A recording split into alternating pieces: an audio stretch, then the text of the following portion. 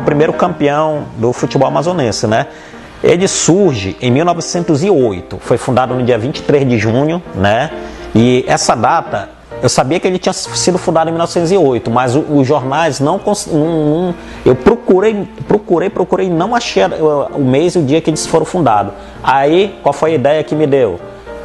Hoje, qual é o remanescente do Manaus Athletic hoje? É o Bosque Clube, lá na Constantino Neri. É uma continuação do antigo Manaus Athletic. Então eu fui lá na sede do Bosque Clube, com o presidente, que me atendeu muito bem lá, seu Milton, e ele me trouxe a documentação antiga, toda do Bosque Clube, e lá na documentação que eu achei a data de fundação deles. Foi 23 de junho de 1908, né? Que foi fundado pelos membros da comunidade inglesa britânica de Manaus, né, que era uma comunidade muito influente na cidade, economicamente, né, e sendo que seu primeiro presidente foi um inglês influente daqui de Manaus, chamado John Silver Knight, né, e aí eles começaram a prática do futebol, né, no seu campo, que era o Bosque Municipal, que é onde é o Bosque Clube, ali era o campo oficial deles, né, onde era o primeiro campeonato. Isso, ali era onde ficava a sede deles e onde era o campo deles, tá? E aí eles, além do futebol, né, eles também tinham uma prática, eles gostavam muito de praticar o cricket, que era outro esporte muito praticado na Inglaterra, né?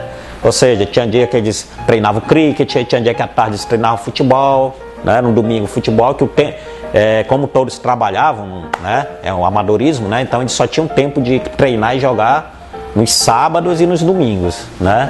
E aí esse time, como muitos deles já jogavam na Inglaterra, já tinha uma certa experiência, ele foi passando os anos ganhando destaque, tanto em campo como na imprensa, né? Então chegou a um ponto que o Manaus Athletic virou tipo uma potência do futebol amador amazonense no início do século XX, né? A partir de 1909 ele já começa a se destacar, né? 1910, né? Aí vai surgir os primeiros rivais deles, de clube de amazonenses, né? Que era... Quando tinha um encontro, né, era assim, muito esperado pela torcida na época, né, porque eram de nacionalidades opostas, né, entre brasileiros e ingleses, né. E aí o primeiro grande rival que ele tem, que eu acho na minha pesquisa, é um time chamado Brasil Futebol Clube, né, um time fundado em 1909. Ele vai ter uma rivalidade por volta de 1912, 1913, isso antes de Nacional e Rio Negro surgirem. Até aí nem se falava em Nacional e Rio Negro. Isso é anterior. Depois ele vai ter uma rivalidade em 1910 com o Racing Clube, que é aquele clube que é o pioneiro do futebol amazonense, que é o primeiro clube de futebol que surge aqui em Manaus, né? E depois, quando o Racing e o Brasil Futebol Clube desaparecem, é que vai surgir o Nacional, em 1913, e que vai se tornar o maior rival deles, né? Muita gente pensa que o primeiro rival do Nacional foi o Rio Negro. Não, o Rio Negro veio depois que o Manaus Athletic faliu, né?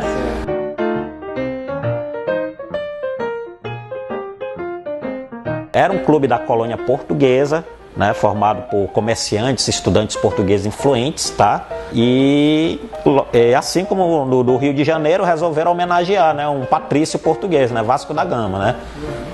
Ou poderia ser Vasco da Gama ou Camões. Eles sempre procuravam botar um nome de um português influente na história, né? E como eu falei até no livro, né, e daquele documentário, né, o que eu achei assim interessante é que ele vai ser o primeiro Vasco do Brasil a praticar futebol, né? Já tinha o Vasco do Rio de Janeiro? Já tinha, porque o Vasco do Rio ele foi fundado em 1898. Só que o Vasco do Rio foi fundado como clube de regatas, né? E o Vasco do Carioca, ele só vai praticar o futebol ele só cria o seu departamento de futebol no final de 1915 e só começa a praticar em 1916, quando o Vasco já não existia mais, o Vasco de Manaus. O Euterpe, também que eu achei interessante, né, que ele era um clube formado só por negros, né, uma coisa assim interessante, né, porque até onde eu pesquisei, né, e a prova veio dessa fotografia, né, que a gente vê, todos são negros, né, e do histórico que saiu no Jornal do Comércio, na década de 70, falando sobre ele. Mas eu já tinha ouvido falar que era um clube, através de um colega meu, o professor Francisco, né, que já tinha ouvido falar muito tempo atrás, que era um clube formado por negros, né, mas aí a prova veio definitiva com a fotografia e a reportagem que teve na década de 70. E aí eu fiquei curioso e fui pesquisar bem a fundo nos jornais do Instituto Geográfico Histórico, né? Ele foi fundado no dia 7 de agosto de 1919 por um carteiro negro chamado Benedito Peixoto, né? Com um grupo de amigos.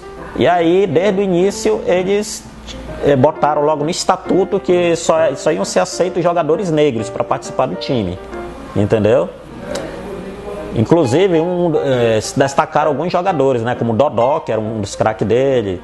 Depois veio um Cachoeirinha, que era pai de um outro Cachoeirinha que jogou anos depois no Fart Clube. Depois veio o Horácio, que foi pai de um jogador do Rio Negro na década de 60 chamado Horácio, né?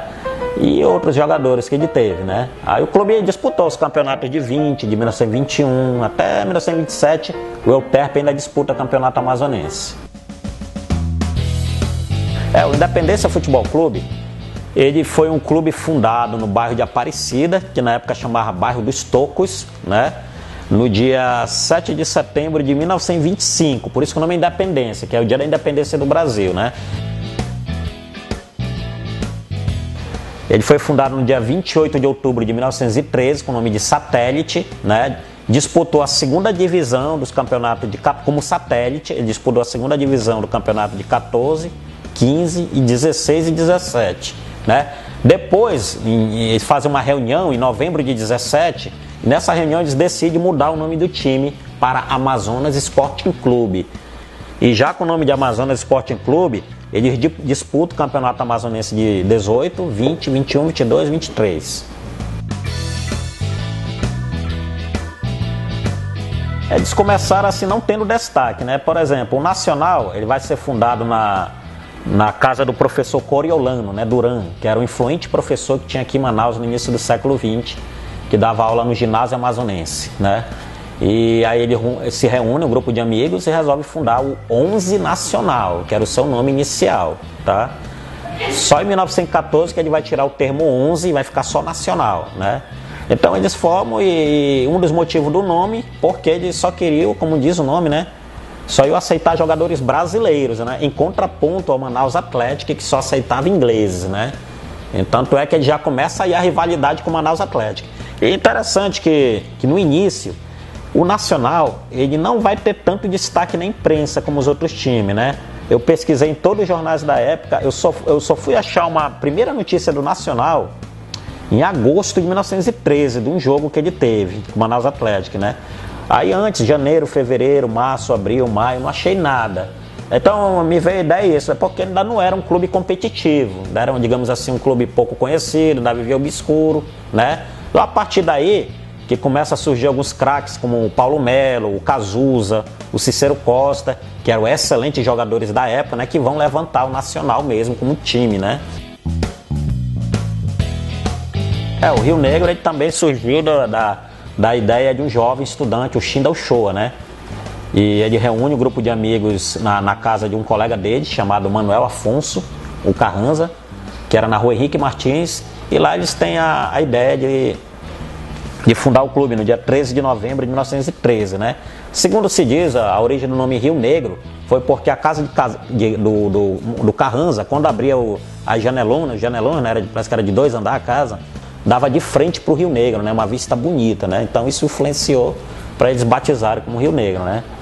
E o primeiro jogo deles, oficial, vai ser no bairro de Educandos, que na época se chamava Constantinópolis, com um time da Marinha, que lá tinha um quartel da Marinha na época, né? A Escola de Aprendizes Marinheiro. Então eles vão para lá jogar com o time da escola e eles ganham por 4-0. Só que no início o Rio Negro não era um time forte, ele era um time pequeno, tipo o Saco de Pancadas na época, né? Ele perdia de quase todo mundo e de goleada. Aí por que a explicação? A explicação é que a maioria deles eram adolescentes ainda, de 14, 15, 16 anos. Então eles não tinham assim, ainda não eram tarimbados, como se diz, não tinha muita prática do futebol frente aos outros que já eram mais experientes, já eram mais velhos, outros jogadores, né?